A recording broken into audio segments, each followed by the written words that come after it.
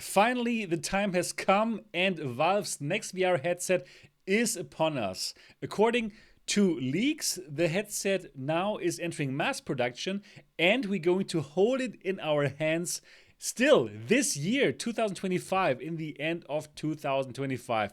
So exciting, and well, there's lots to talk about. In this video, we're going to talk about price, we're going to talk about specs, and we're going to talk about what this device will actually do. What kind of headset is it going to be? And these are all my predictions. So absolutely stay tuned, watch the whole video, because all of this goodness is coming up.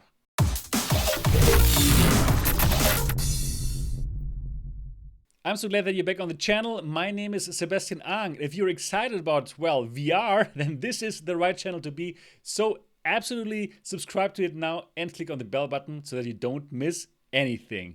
But now let's talk about those leaks. So we've heard now that, well, Valve's next headset reportedly enters mass production and they want to sell around 400,000 to 600,000 units per year. That's actually quite a lot.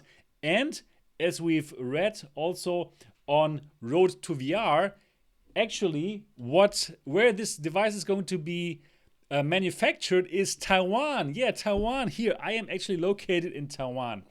But the predictions that I'm going to talk about in this video, well, they are not informed by some insiders. These are simply my predictions and they might be totally off, and this video might age not well, but anyways, let's go. Let me tell you what I think the Valve Deckard or Valve Index 2 or Steam Frame is going to be.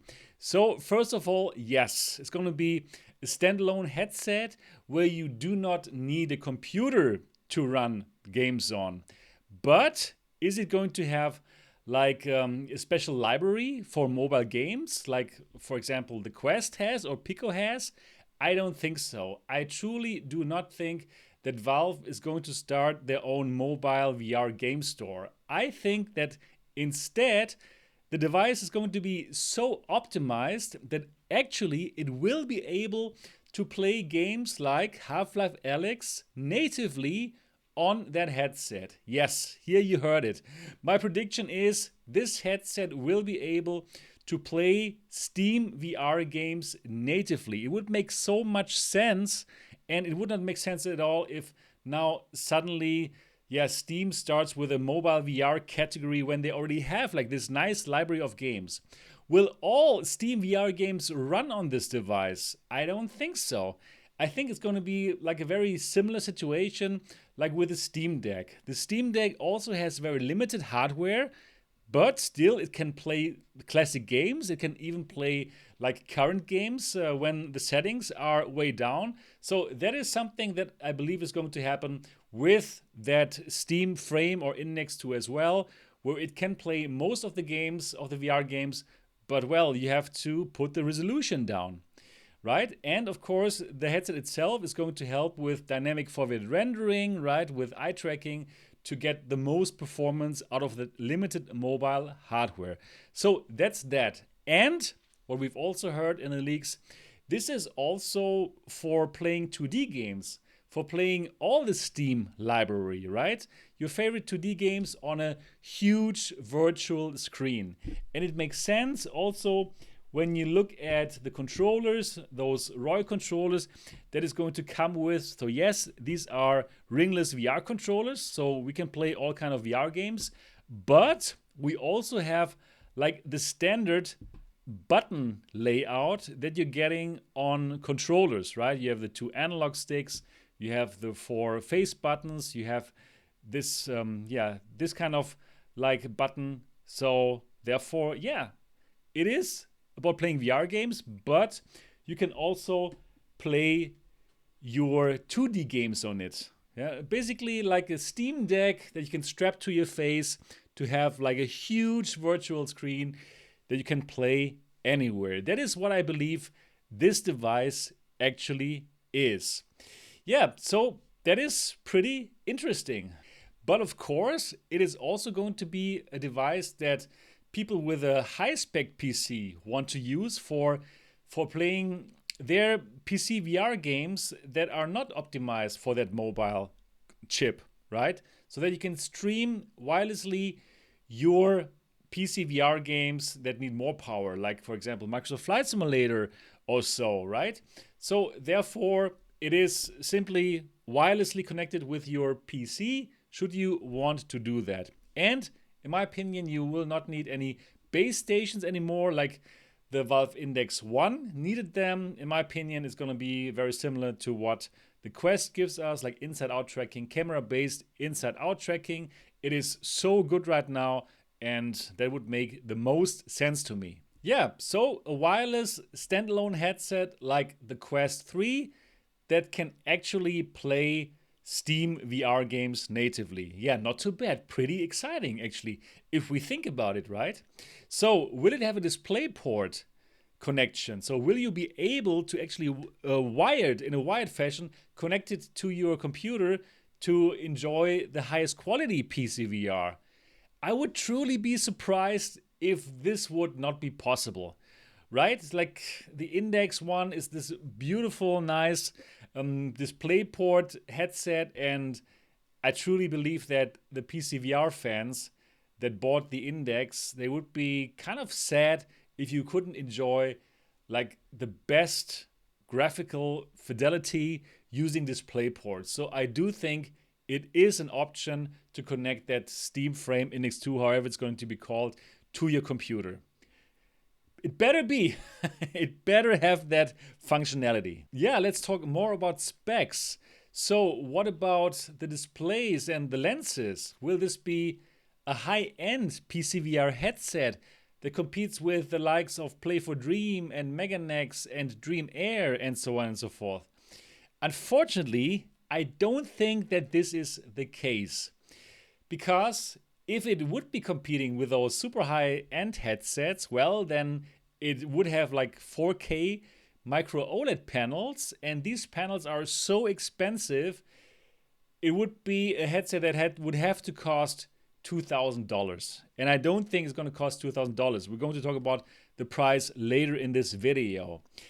Instead, I believe that we're going to get LCD panels. That makes sense because they are cheaper and they are bigger. So Valve can give us like a nice big FOV that we already got with the Index 1. Can you remember? Index 1 came out and everybody was super happy about the FOV because it was simply bigger than those headsets that were out at that time. So I simply cannot believe that, that Valve is going to give us a headset which would have like a much smaller FOV. And that's why I also don't think that Valve is going to use the cheaper OLED panels that are in the Big Screen Beyond 1 and 2, for example. And in the Dream Air SE, I don't think so. So this would be, those have like a resolution of 2560 by 2560, which would be nice, right? Which would be good, but I don't think we're going to get it. Also because it's a mobile system. That's why also I don't think this high resolution would make sense. I do believe that we're going to get 2160 by 2160 pixels per display, LCD, and these panels are available from JDI and Sharp. So this is something, that is simply available, and that would make sense. So for all of you who are hoping for like super high spec device, think again, you're not going to get it, especially for the price that they will ask for, which is not like a super high enthusiast price, like $2,000, something like this. So my call is LCD panel, 2160 by 2160 pixels per eye, and a pretty good FOV that is probably even a bit bigger than the FOV of the Index 1. And by going with this resolution, they can also say like, hey, this is like 2 times what the Valve Index could do, number one, and this is wireless. So it kind of makes sense. So forget it about, this is not going to be a high-end VR headset like Meganex, Play4Dream, or the Dream Air, the upcoming Pimax headset. And then to be able to run this at this resolution, like 2160 by 2160, we will need eye tracking, and I strongly believe that eye tracking is part of this headset. So dynamic foveated rendering can be used to only like render with the highest resolution the part that the user is looking at. And like this, we can hopefully then really see that 2160 by 2160 resolution. Because there are headsets, standalone headsets that have this resolution, like the Pico 4 and the Pico 4 Ultra, but they are actually not using that full panel resolution, right? Because the processor cannot actually run it at this full high resolution. Yeah, so that's that. I believe eye tracking together with this would make lots of sense. So like this, we can play many of the PCVR titles that are out there. And it would make really perfect sense being able to play Half-Life Alyx on that mobile headset. Wow, or Skyrim. Cool. Something that the Quest 3 simply cannot offer. So, very cool. And now let's talk about the price. Obviously, very important. So according to that article that we have just looked at, they want to sell 400 to 600,000 units per year, which is really a lot for a headset that would cost like $1,200. That is the price that was leaked before. And I honestly do not think that this price is correct. I do think that they need to go under $1,000 if they really want people to pick it up in these kind of quantities. Like 500,000 units per year, I don't think you will be able to sell a device that costs $1,200 like this. So in my opinion, this has to be under $1,000. And yeah, I believe that it's not going to have like a standard Snapdragon chip in it like the Quest 3 has. I believe it is something more close to what's in the Steam Deck, but a newer generation, right? To be more powerful in the Steam Deck, to be able to drive all those pixels.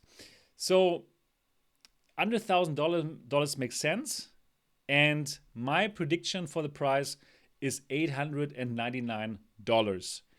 That puts it under $1,000, and people would be able to understand that all the technology that's inside it, eye tracking, then this better chip that can run Half-Life Alyx in a mobile headset, it would all make sense for this price, and it would still be cheaper than the original Index full kit, which was like $999, right? So in my opinion, with $899, you get a better device than the Index One. It is wireless. You can play those games that before you needed a computer, now on your head, which is built into your headset, the computer.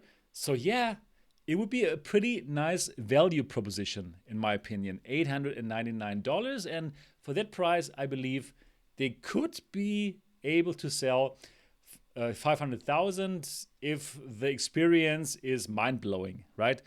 Yeah, could be. Could be. So these are my predictions. This video could age, yeah, not like fine wine, but like a bit worse, right? If we hear otherwise, but I simply want to put out what I think would make sense at this time. And by the way, at $899, I believe that this would already be subsidized by Valve, and they would need to sell lots of games, which they would, right? Just like the Steam Deck is selling lots of Steam games. Yeah, so do let me know in the comments section, what do you think about my predictions? Do you think they make sense? And if not, do let me know which part doesn't make sense. And if this device was truly like the one that I've just talked about, would you buy it? Yeah. And yeah, I'm looking forward to your comments. When do I believe this is going to come out, by the way? Yeah, why not? I do believe the holiday season 2025 makes sense if they're now starting mass production. But then we would need to see opening up of the pre-orders like really soon, right? So for the Valve Index, they open it, I believe, in 1st of May in 2019, and it came out like end of June. So there was like 2 months, and yeah, if they want to come out for the holiday season, well, they better open the pre-orders like tomorrow. Yeah, that would be interesting. So definitely do let me know down in the comment section, what do you think? Am I close to what's gonna come out? Well, we will all find out soon. Very exciting. I'm looking forward to that device, obviously, and I will buy it. I don't think that Valve is gonna send it to me. They're never doing this kind of things, but I would still love to get it, Valve, if you're watching this video. But anyway, I'm simply going to buy it just like everyone else. Yep, very exciting times. And that's for this video. Hope you enjoyed it. Give it a thumbs up if you did. And also subscribe to this channel if you haven't done so yet. Obviously, I'm going to cover the device as soon as I have it, and that's going to be fun. All right, that's it for this video. Looking forward to the next one. Until then, bye-bye.